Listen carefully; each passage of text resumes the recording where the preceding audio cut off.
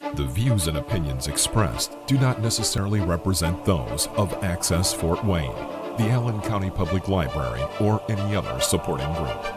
Access Fort Wayne is a department of the Allen County Public Library. If you or anyone you know might be interested in making a television show, please call 260-421-1250.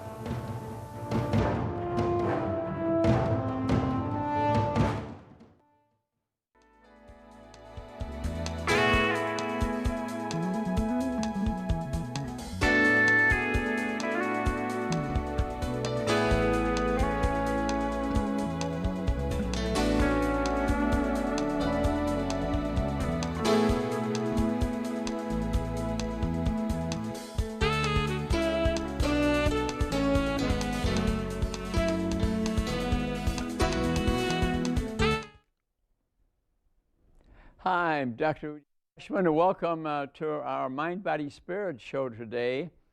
We're going to have a very interesting subject about marijuana, because it's heading our way. It looks like Michigan has now legalized it, and it's getting closer and closer to Indiana. So what I would like to do is share some information with you, and you make up your own mind, okay? So let's be open-minded a bit here, okay? I'm going to refer to some books here, and the first one I'm going to refer to is Marijuana Debunked, right here, a excellent book written by Ed Gogek, G-O-G-E-K, M.D., a medical doctor. And I have read the whole book a couple of times, and I'd like to go through that. And I will be referring also to How to Raise a Drug-Free Child, How to Raise a Drug-Free Kid, by Joseph A. Califano. He was the drug czar in the 70s, U.S. government. A very experienced individual, and I would even recommend reading some of his other books, which I have also read. A very extensive discussion. And another book I'm going to refer to today, here is a book which I have written because of my concern, because I understand the science, harming and killing our children with drugs, for example, with injuries and parents smoking and alcohol. A book I think worth reading. And lastly is a book here, CBD oil, The Road to Marijuana in Indiana. Mm-hmm. Yeah, I researched it. I'm concerned. I think government officials are bringing it to us and not too concerned about what might happen to us, because I've reviewed the science of CBD oil. It's all in this book, and I'll be discussing this briefly. Let's start, though, with Dr. Ed Gogek's book, Marijuana Debunked. Why would you consider him to be an authority? So I'll tell you a little bit. He is a psychiatrist for 30 years, okay? And he's worked in the field of addiction. He ran a clinic for the homeless people, because a lot of them, are addicts. He worked in state prisons. He worked in mental health centers. And he treated over 10,000 addicts in his practice of addiction and alcoholism. What do you think? Is he qualified? Yeah, he's qualified. At least enough for us to listen to the information he's mentioned, that he's mentioning. And so one of the biggest thing he mentions is prevention, which of course is what I'm all about. I try to prevent diseases. Most diseases today, we treat them when they're ready to be hospitalized. I'm for preventative teaching. I'm Dr. Wellness, okay? And what he's really saying is, if you can educate your children, like Joe Califano is doing, how to raise a drug-free kid, that'd be really worthwhile to read that book. That's prevention, isn't it? And that's huge. And he really knows his business. And it's a lot easier, of course, to prevent it. And if you catch him early in the addiction, it's a lot easier to reverse it. Okay? He also worked on, Dr. Ed Gokek also worked in Arizona while they were trying to pass marijuana laws. He worked with that committee, so he got a lot of experience. And one other thing he's saying is that the news media is very one-sided in handing out information. They don't, and I've noticed it myself because I tried sending some letters to editor to the Journal Gazette in town here. They accepted one, but after that, I wrote a very extensive letter, a lot of information, and they said, well, they just wanted to start a little bit of a discussion. They really didn't want to publish any more of my letters, although certainly I've read more books of marijuana probably than anybody in town. That's what he's talking about. And A.J. Gupta, Dr. Gupta on CNN, for example, it's always been a very one-sided conversation. And it's done because of the money involved, the promotion of it, okay? And what other things they use? They keep on calling it cannabis, names like that. No, it's marijuana. It's marijuana or some relative of marijuana, or can be converted to marijuana. So let's tell the whole picture. Let's tell the whole picture. It's a one-sided debate. And you hear things about marijuana in the movies, and they have humor with it, and they act like it's benign, especially in the 1960s, and they didn't think it had any side effects. 1973 through 77, 11 states approved marijuana, okay, legally through this legislation and decriminalization, okay? So marijuana peaked for a little while, up to about 1978, till about 92, and then we start learning more about it, and we learned that it was harmful, and at that time, 80% of the people thought it was harmful, so the rate of smoking went down quite a bit, especially with Joe Califano leading the fight at the government and university level with a lot of information. So as long as there was a perception among the people and the teenagers that it was dangerous and that there were criminal penalties if you were caught with it, the more information came out about the illegality of it, the use of it went down. Yeah, it went down. Mm-hmm. So you could see decriminalizing it, for example, the use would go up. And that's exactly what's happened in California and in Colorado and Washington, Oregon. Use has gone up because it's been decriminalized, okay? So the media plays a huge part in it because the government really is, like in Indiana now, is sort of supporting it. Why? Because CBD oil, and it's going to be next, which is made from hemp, from the marijuana plant. Let's call it what it is. It's made from the marijuana plant.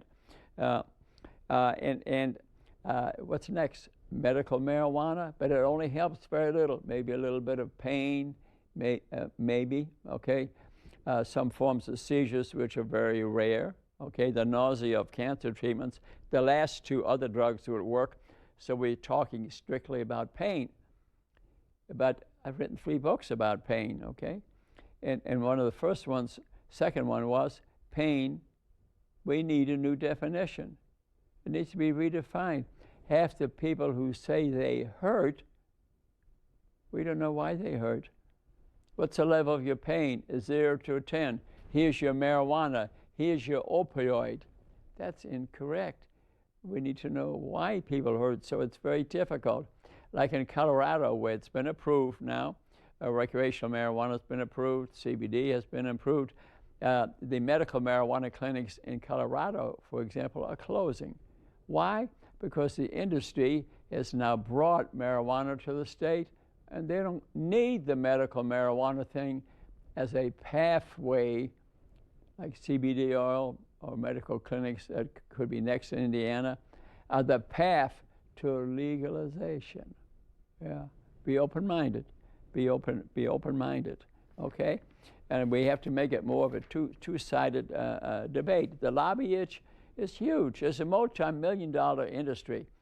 Even places that sell in this state CBD oil, they're making big-time money. Some make $10,000 a day. I know. I spoke to some of the owners. It's a huge amount of money involved. So you got to be careful when they say, "Oh, it's a good thing."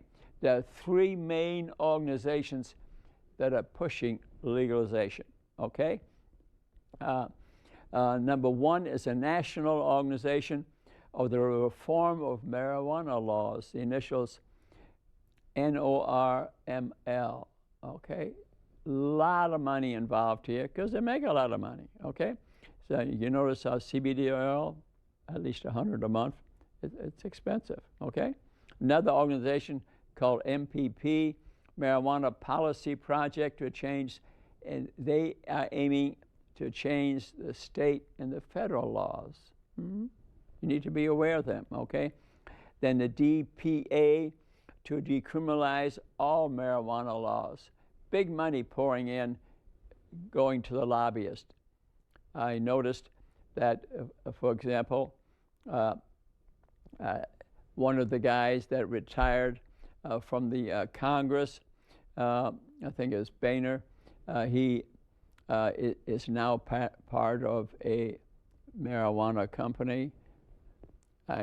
I'm not sure here, but the head of our Senate, state of Indiana, David Long, retired recently before his term was up, moved to Indianapolis to join the lobbying firm. Is a possibility what he might be lobbying for? I'd like someone to ask him for certain. I'm not saying for sure. Interesting enough, George Soros, who I've sort of favored a bit because he helps a lot of countries to get out of communism. He gives away a lot of money. So if you read a book on him, to me, he's a very good man, although I must say I have a lot of friends who, as soon as you mention his name, and they just go crazy. And I've always felt the opposite because you read about him, he's helped a lot of countries. But to my surprise, in this book, I read that he has given a lot of money all over the world to decriminalize marijuana. I mean, I think he has his own personal reasons. He thinks he's cleaning out the prisons of people who've been placed there because of marijuana, which actually in reality are very few. He could have a misconception there, because I know him well enough from what reading about him. I don't want to say anything bad there, but he's given a lot of money to decriminalize marijuana all over the world. I really can't believe it. Also, the ACLU, American Civil Liberties Union, has given over $50 million because they think a lot of blacks have been imprisoned because they're selling it and the white people are using it. But this book raises the possibility is that they're catching them with marijuana because they're being arrested for other things they're doing. I don't know. I just say be open-minded. Don't just be closed-minded about it. But so this huge amount of lobbying money coming to promote marijuana, and when you read Califano's book,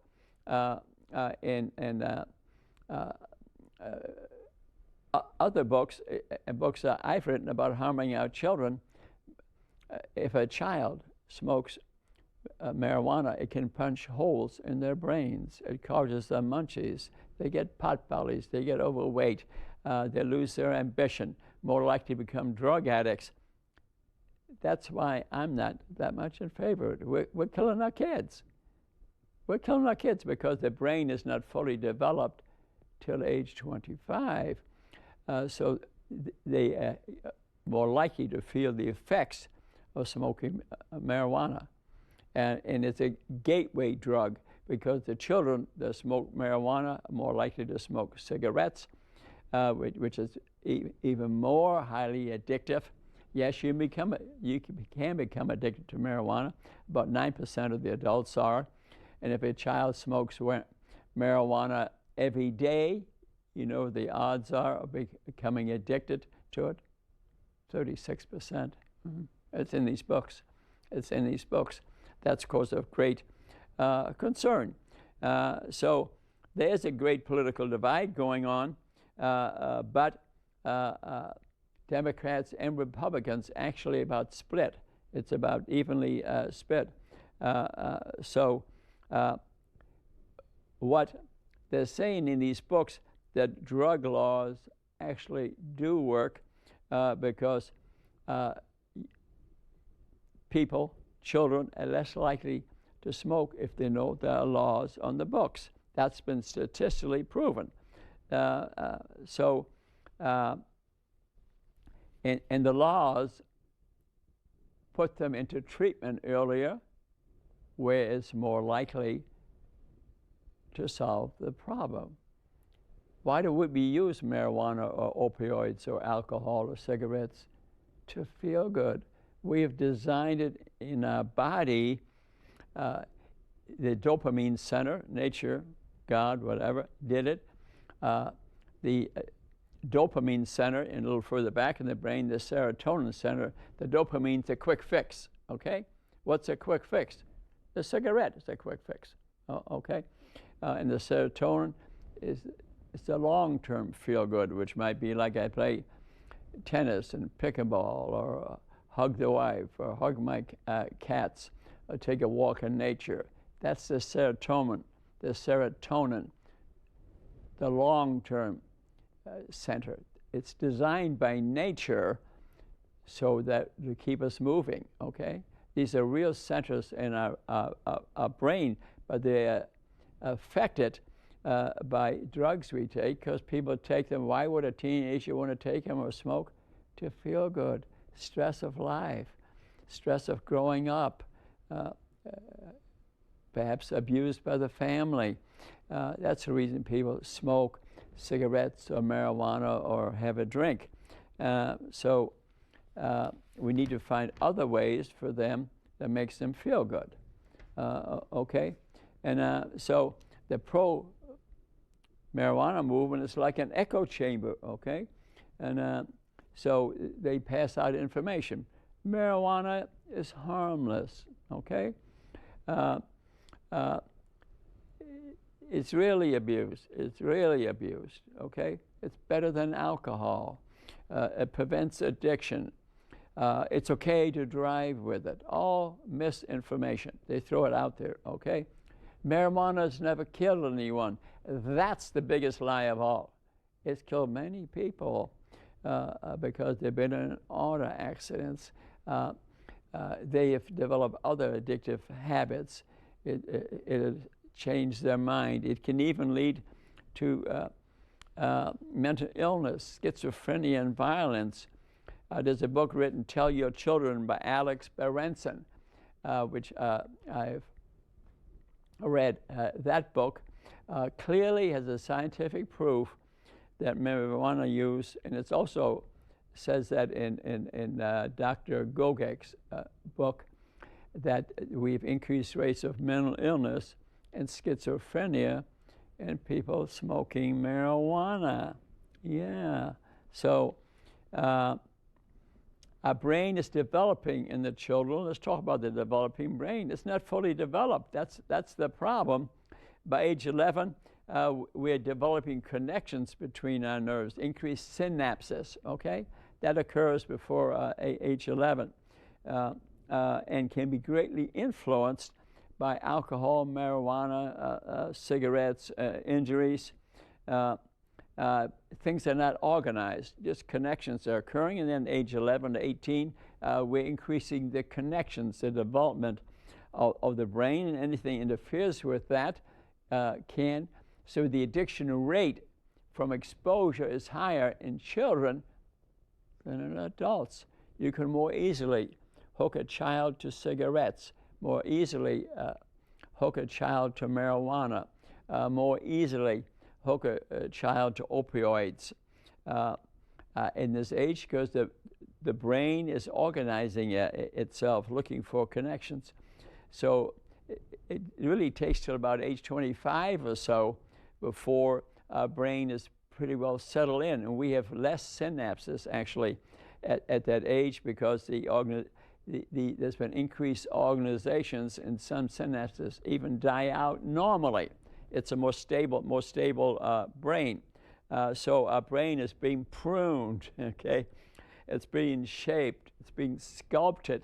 So toxins, poisons that we throw at it all influences the shaping, the pruning, and sculpting of our brain.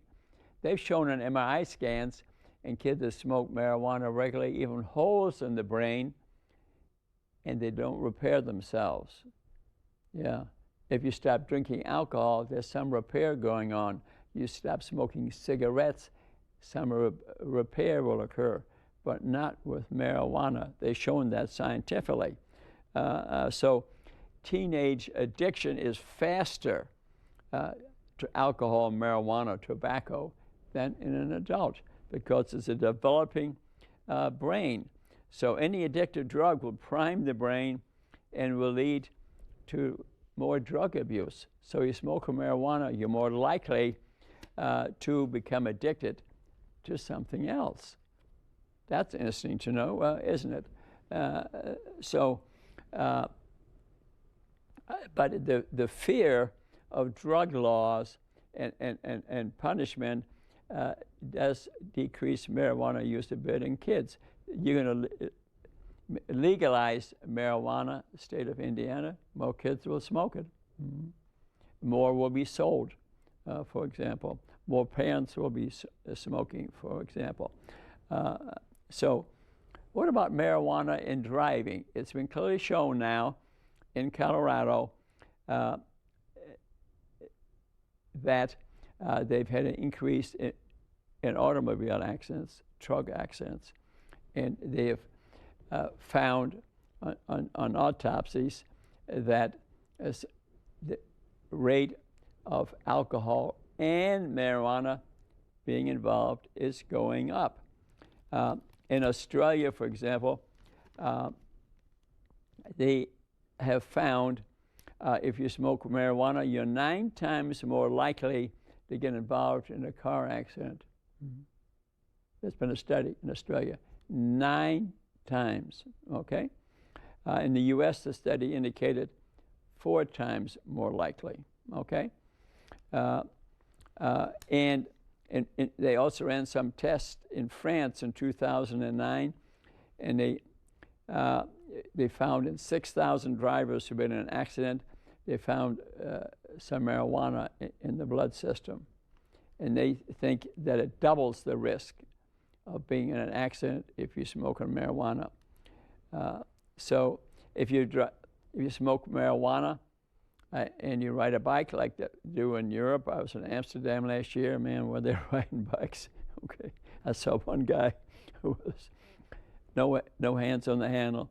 He was smoking and texting and driving along at a very high rate of speed. I would suspect he's been riding a bike since he's 2 or 3 years old. But they found that increases the rate of accidents 15% if you smoke marijuana. So what is the industry doing? They're cherry picking the science.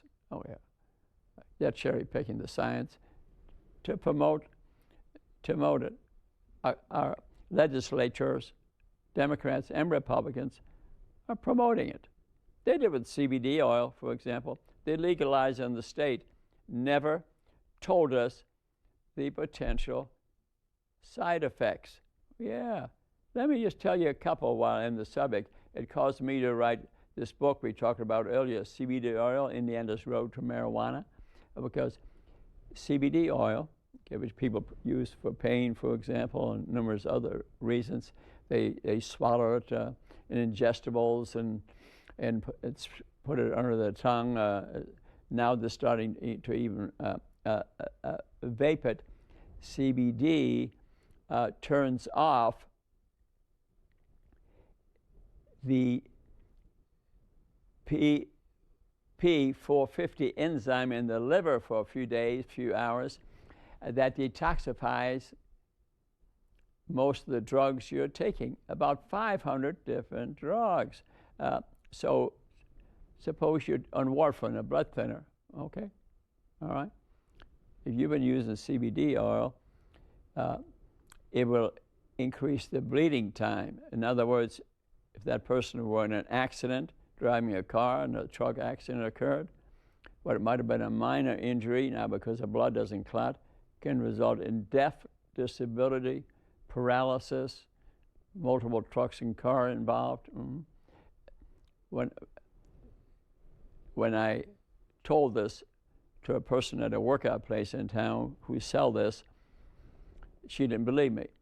So she was giving CBD oil to one of the people she was working out with.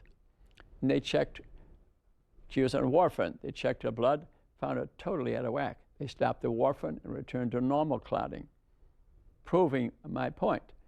One case doesn't make a case, but that's about 500, 700 different drugs that are metabolized by the P450 enzyme with CBD turns off. So you think it's a dangerous, could be a dangerous drug? Yes. And who warned you? Anybody in the state warn you? No. I'm warning you. I looked up the science, so there's an article in the Indiana State Medical Journal, which comes out every 3 months, Fort Wayne Medicine Quarterly. On page 18 and 14 and 15, I outlined the things that CBD can do, and it's more than just that enzyme too. Number one is if you were to test the thing that you buy, you know, with the accuracy rate that it has in it, what it's supposed to have in it, 25%. 25%, I looked it up. That's even said so by the North Manchester, who also wrote an article in the previous medical journal, 20% accuracy rate. So it could have a lot more psychoactive component, THC in it, for example. It could have adulterants, other chemicals in it, which you don't know how you're going to react to them. Also, they found out if you take CBD oil and you look up on the internet, and heating CBD oil can convert it to THC. 4 or 5 websites. I told it to a chemist recently who said, oh, that's not possible. I showed him the websites. You say heat CBD oil, Google it, you'll see. It show you how to do it. Very dangerous thing to do. So CBD can be dangerous. And the last thing is interaction that we talked about, the medication. They either upgraded or downgraded, like codeine, increase the potency. Did I read it right? 20 times? Yeah. Methadone 4 times? Yeah. So it makes things you take, other things you take, very unpredictable, very dangerous. Did your government warn you about it? No, I did. Yeah. You know, I since spoken to the public health department, and they're, I think, going to do something in the future. It's been 3 weeks since we met. We'll see. We'll see. That's all I got to say. The people needs to know. So we also spoke about increased rates of marijuana use, especially in children, of paranoia, delusion, and depression. And if you read Alex Berenson's book, it's right in there. It's also in Ed Gokek's book. He speaks about it. And these are horrible mental illnesses and could be avoided, okay?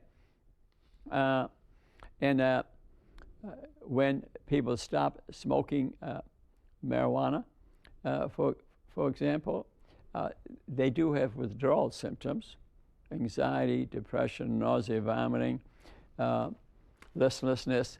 People who are smoking are more, remember we talked about effects on the brain, but they also increase your appetite. You can get the munchies, so you're going to gain weight. You want to have pot belly, you have diabetes, smoke marijuana.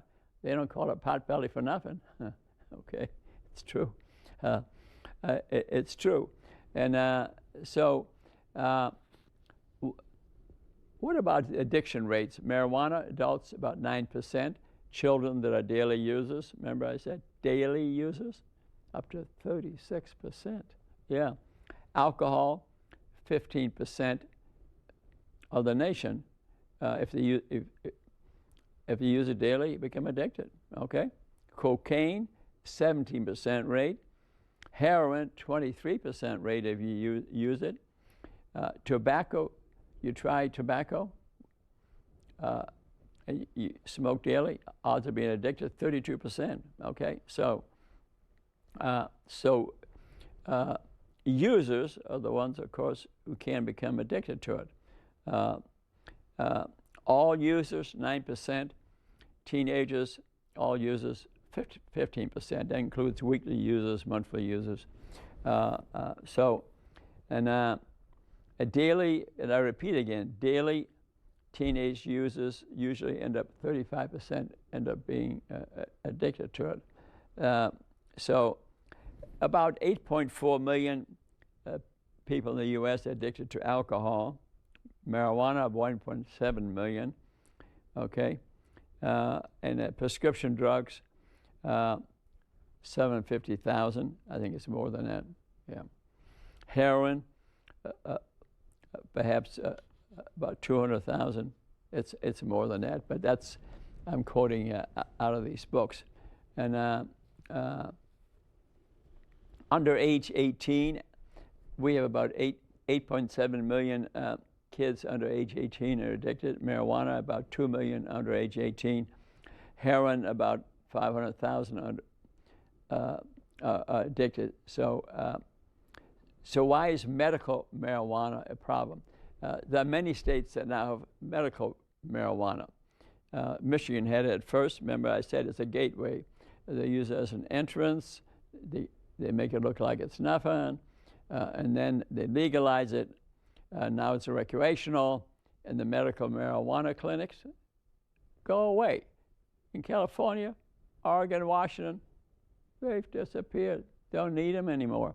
In Colorado, the way they did it, they even had, thinking that it needed so badly for pain, they convinced people that pain is a huge problem in the nation.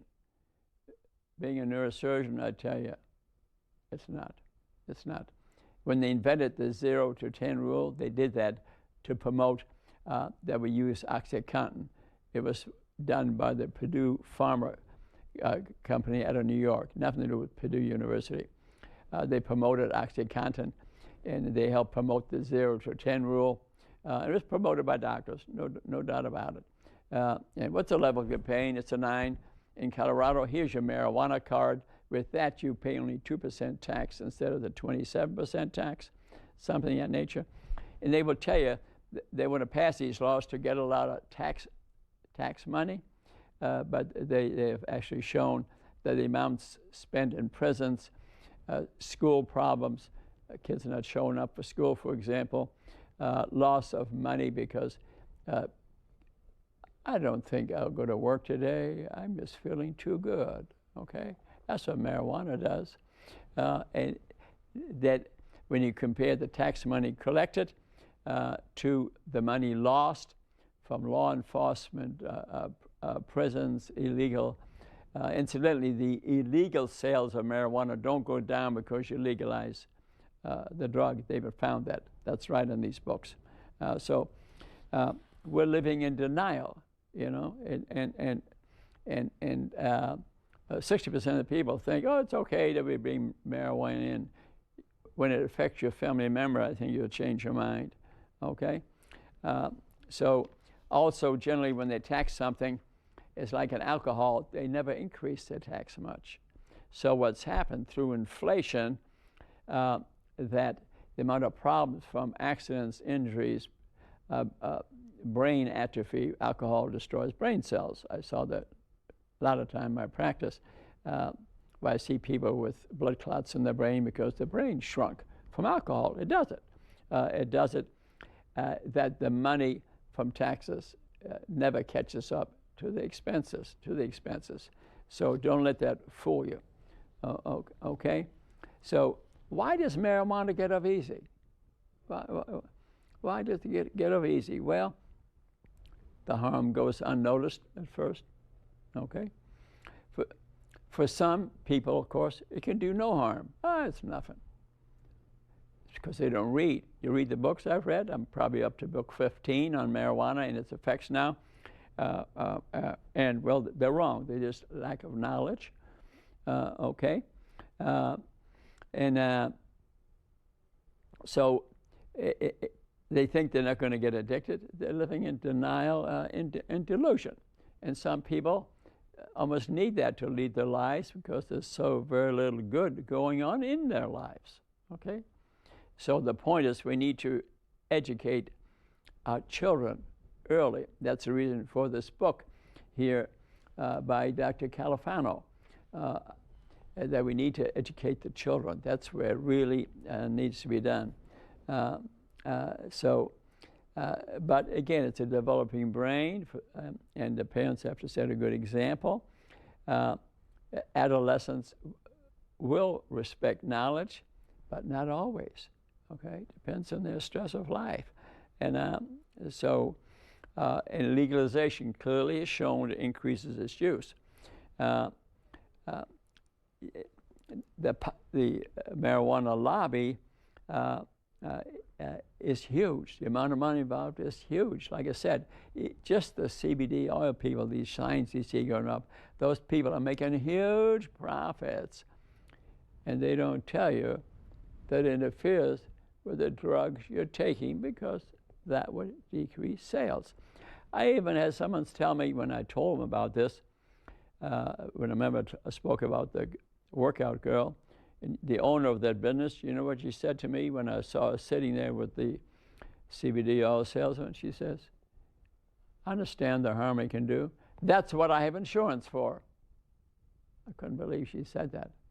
I couldn't believe this seemingly nice person said that, but she said it to me. So I'm concerned in Indiana that we are indeed on the path, okay? Under President Nixon, you know, he left office under very nice circumstances, but he declared war on drugs, okay?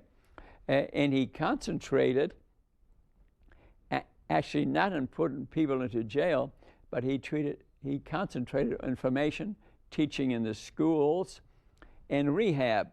2/3 of the $155 million that he spent, 2/3 was spent on treatment. And you know what happened to usage? It went down significantly.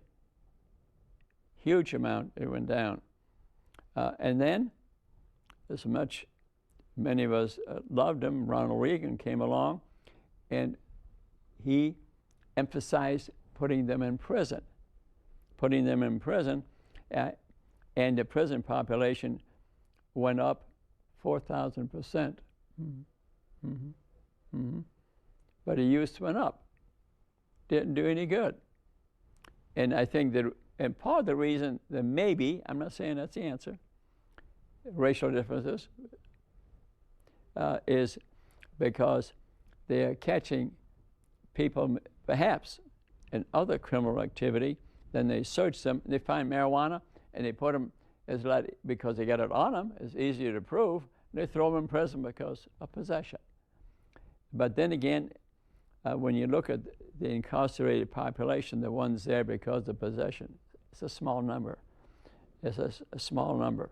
And, but the reason for incarceration for drug problems in general has greatly gone up since 1920 to 2016. I had the graph. I mean, it's like this. And so it's greatly increasing. Many drug problems in there. So this debate is going on right now. Loosen the laws, don't lock them up. But remember what I said, you loosen the laws, use will go up, because especially in teenagers, yeah. So I'm not saying I get the answer, but I want you to gather some information, as that I think is critical. So it takes special effort to get incarcerated for marijuana. People don't realize that, yeah. I mean, most of them they don't throw into prison actually, and so legalization will not free up the police, yeah, because there'll be illegal sales. Why is that? Because the price for marijuana is high, even CBD oil, 100 to 1 for at least, and there'll be illegal activity. People will even grow it at home. It's easy to grow, yeah, because you can put it in a shack and grow some trees, and they can be small. So I'm concerned about this debate going on between different ethnic and racial groups. I don't have the answer, okay? They do smoke at the same rate. That one group's in prison, the other not, but there could be multiple reasons, okay? Something that needs to be discussed, okay? And so arresting more or less may not be the answer. I sort of like Califano's answer here, and Nixon's answer, education as being critical here, and to keep the laws maybe fairly tough. Don't legalize it, and the rate of smoking will go down. So the pain loophole is huge when you think about it. And we feel so sorry for people in pain, but let me tell you something in pain. I wrote 3 books on pain because as a neurosurgeon, I've seen so many people with problems with narcotics, and it was a little different, you know, say 5, 10 years ago, no doubt about it, because they enforced the 0 to 10 rule. What's the level of your pain? It's a 9. Literally, you had to give them something, or Medicare would pay you less as a doctor. If there was patient wasn't satisfied, they could fill out a form, and Medicare would then from then on in pay you less because you were not addressing the pain problem. Remember what I said to me, and I wrote 3 books on it. The first one was the fraud of chronic pain. Yes, because acute pain, heart attack, broken leg, 15% of the people. Neuropathic pain, diabetic neuropathy, cut off leg, another 15% of the people. Proprioceptive pain from me playing too much pickleball or tennis, never give a narcotic. And then we get the other 50, 70% of the people, we got no idea what they hurt. What's the level of your pain? It's a 9. But no one asked, why are you hurting? What were we doing?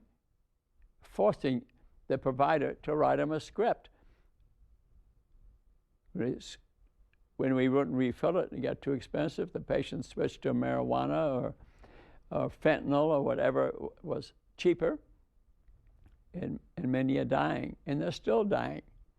The prescription rate appears to be down a bit, but the marijuana gateway drug has been up. I spoke to a local judge recently. She said, it's all about marijuana. Says 80% of the people that she's seeing in drug court, they started on marijuana. Interesting. Interesting. And like I said, in Colorado, you can get medical marijuana by just saying, what's the level of your pain? It's a 9. You go to a certain doctor, and you get the script. You don't pay the taxes, and you often run it. But now that they legalize it, everything's changing a little bit. But also the illegal market is coming in. They even have in their national parks, they've got people from Mexico coming in and growing marijuana trees inside our federal park system. And there's a strong organization in Colorado trying to address that, but they feel it almost takes an army to get these people out of there, okay? I mean, there are no lab tests for pain. It's just the word of the patient or the person. So they just want to feel good, the quick fix. Mine's a 9. I need a quick fix. You see the point?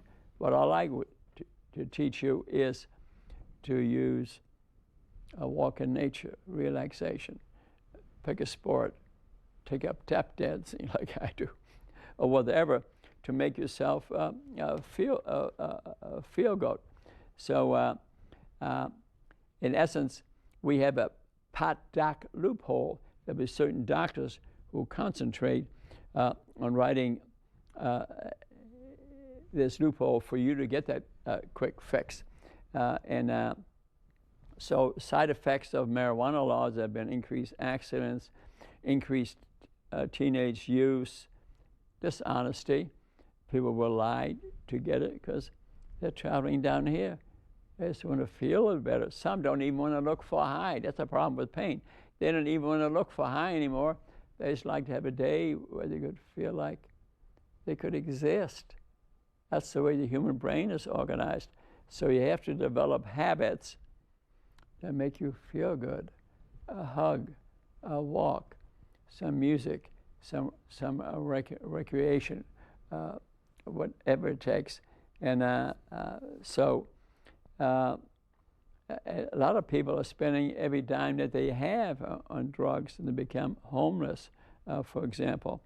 And I'm a little concerned about A.J. Gupta, who was on CNN, and apologized for saying bad things about marijuana. He says he didn't realize it has such great medical use.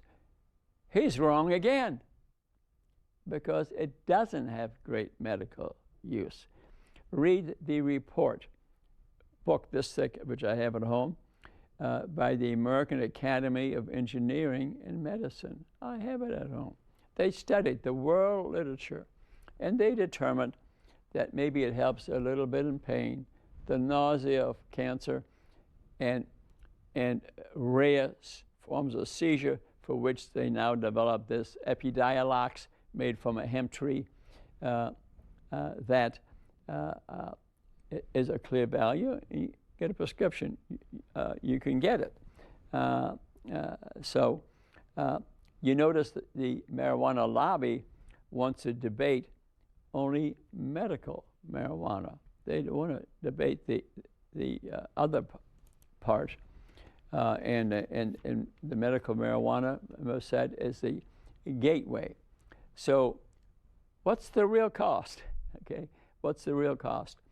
So in Colorado, Washington, Alaska, California, Oregon, they said it would increase money to the schools, and the Cato Institute, who support marijuana, liberal support group, said $8.7 billion increase in taxes. They would save $8.7 billion because you're not putting them in jail anymore. It was all baloney. It was all a lie. It's been proven to be wrong. And in Colorado, they've experienced increased costs, not decreased costs. They're having a huge debate in the school system because it affected the children. Children are coming to school, calling in, saying, "Oh, I don't have to go to school today. I don't have to go work today. I just feeling too good." So individuals will hype the benefits and ignore the cost. Okay, even the governor of Colorado has said, and he has to be political. Okay, and he was saying, when it gets right down to it, let me speak the truth. It was a mistake. I heard him say it. So I heard him say it. And so like in alcohol, for example, now they've chosen that the government spends 6 times as much money treating the complications of alcohol versus the taxes they collect. It's been studied. Lost productivity is a huge number of examples. Same thing going to happen to marijuana. Same going to happen to marijuana. It's not a financial gainer. That's not a logical reason. So the economic impacts are huge.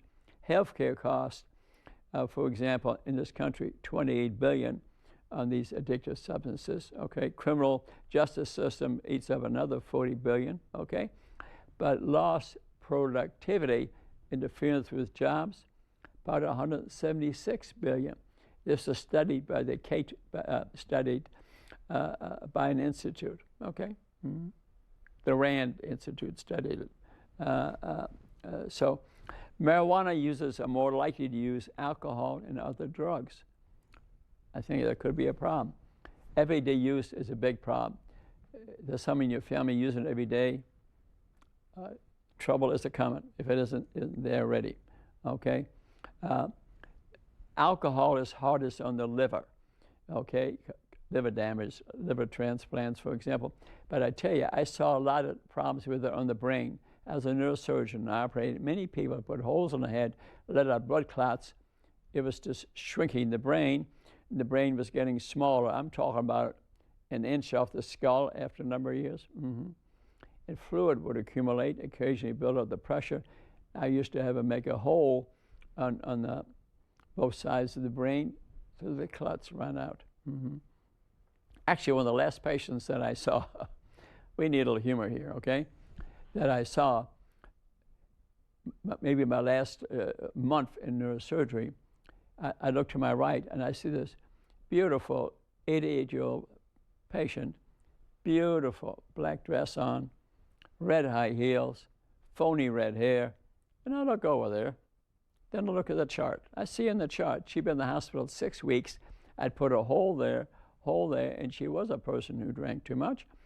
And because the brain is down, it will not come back up because in there, and there's air, and I put in some irrigation fluid where it's been absorbed, but it took a while. She intensive care 6 weeks. So she's watching me walk in every day for 6 weeks straight to see it. Her eyes are open.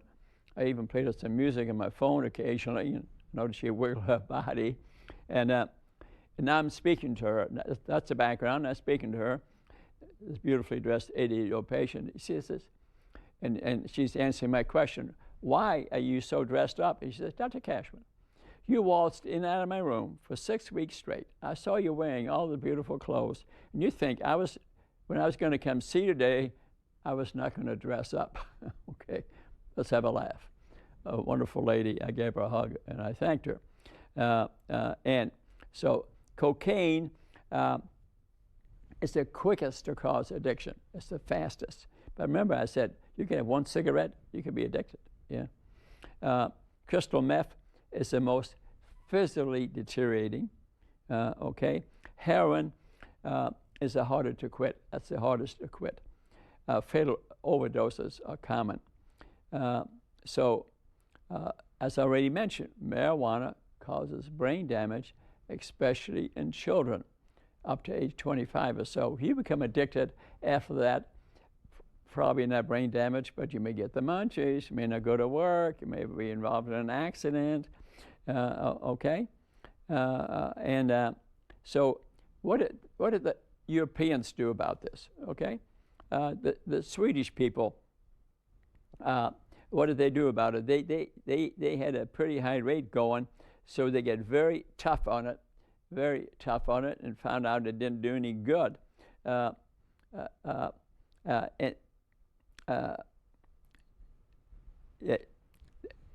it didn't do any good, so they were liberal on it. That didn't do much good, okay? They get the 28% addiction rate. So they get very tough on it, very tough laws, okay? And you know what happened then? The second lowest accident rate in the world. Yeah. And what they got into is heavy education. Tough laws, free rehab, extensive education. So now they have strict laws, easy to get into education and treatment. That may be what we should be doing. So in summary, I'd like you to gather information. I don't ask you to agree with me. Read a lot of books. I think it's very helpful. My book here, The Indiana CBD Oil, Inez Road to Marijuana, and Consider the Drugs You're On Affected by CBD Oil. Tell Your Children, Alex Berenson.